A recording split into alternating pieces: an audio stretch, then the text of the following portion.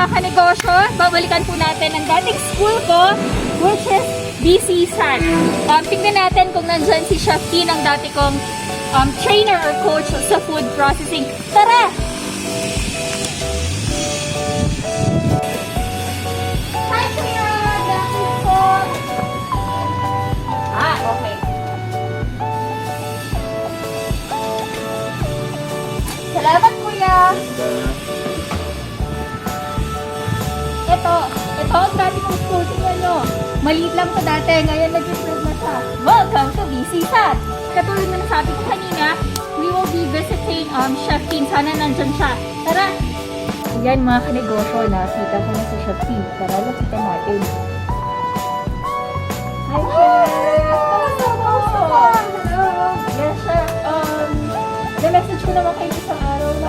About your vlog, right? Yes, tama po ba? Pwede po natin gamitin yung kusina Uy! natin. Para sa vlog ba ito ng food processing? Yes, Chef! Okay. Ayan, so mga kanegosyo, this is Chef Christine Pachon. Siya po ang naging coach ko sa food processing nung naging scholar po ako dito.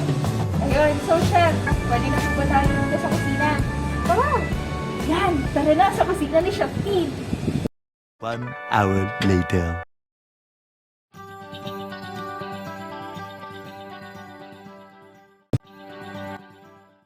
Today, we are going to prepare our version of kimchi.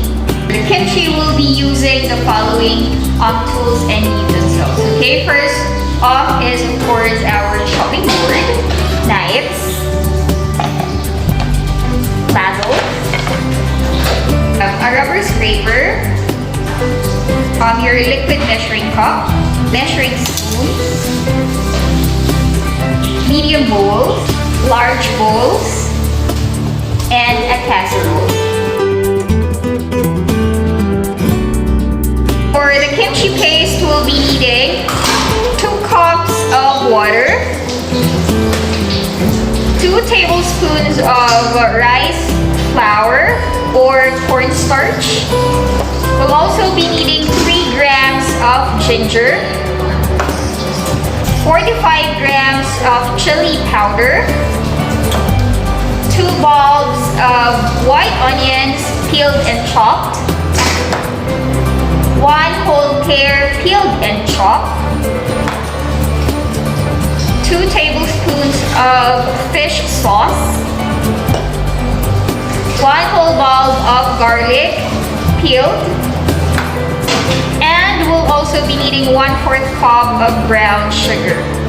For the vegetables, we'll be needing 45 grams of cucumber, 15 grams of onion leeks, 45 grams of carrots,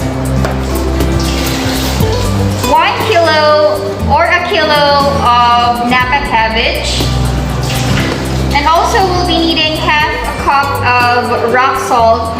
For our kimchi preparation, we'll start off with our vegetables, our Napa cabbage. We have to cut it.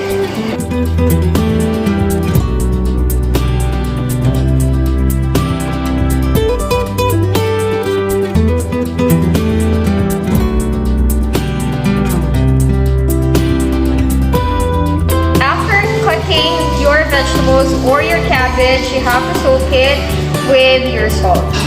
Okay, so basically you'll just be adding your salt. Okay, then after mixing this later on, you'll have to let it stay or sit for an hour. So after that, you have to wash it at least 3 times, okay, to remove the excess salt. So we've already soaked our cabbage. While waiting for that, let's prepare our puree.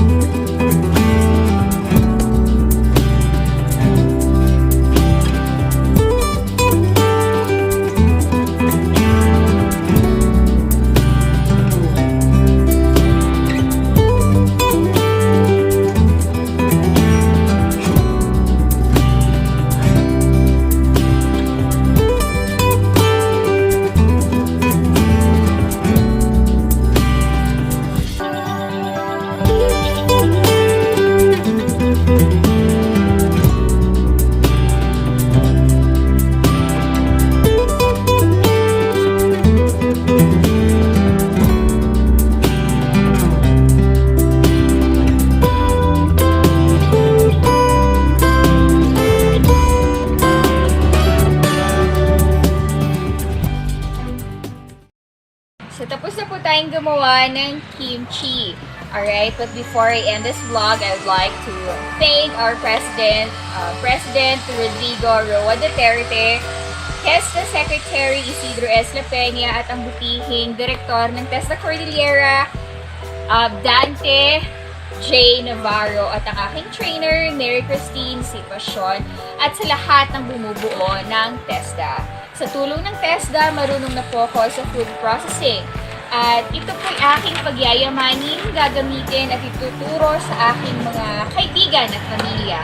Kaya naman, mag-enroll na po kayo sa TESDA at makipag-ugnayan sa kanilang pinakamalapit na tanggapan sa inyong lugar. Okay, maaari din po kayong mag-register sa TESDA online program. I-search lamang po ang etesda.gov.ph upang mag-register at bisitahin ang FB page ng TESDA Cordillera. Just go ahead and search, okay, Region Car sa Facebook. To all the viewers, please do like, share, and subscribe to this video. And I hope that you've learned something in this vlog.